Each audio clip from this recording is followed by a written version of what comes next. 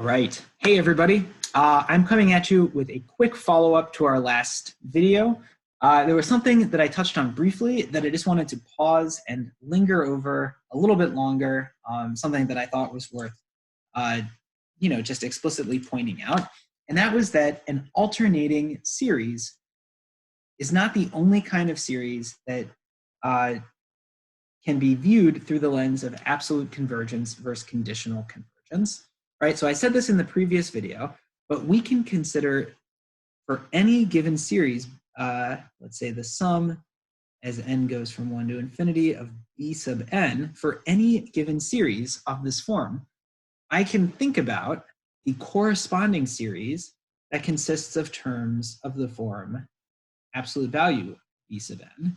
So I can consider this series over here.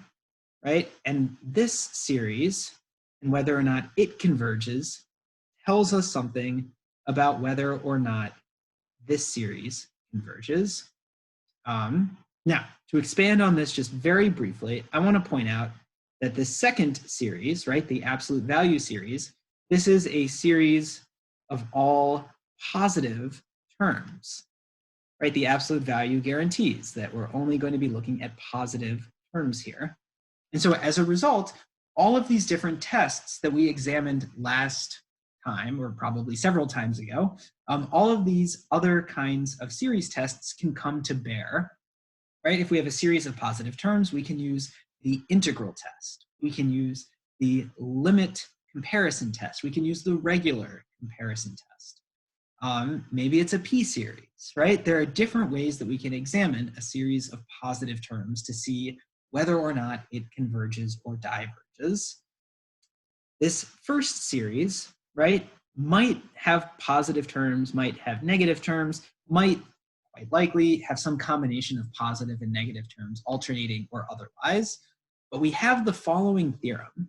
We can say that if that second series, the series of the absolute value of the b sub n's, so if that converges,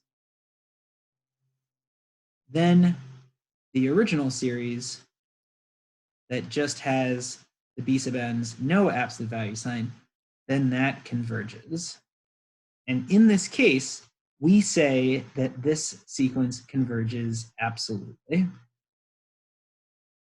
Now, what happens if that second series, right, if this one here, what happens if that diverges?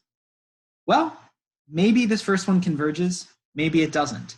That's a situation where we would have to further examine this series here. And in certain cases, for example, like the alternating series, we will develop strategies for doing so. So just wanted to clarify. Have a great rest of your day.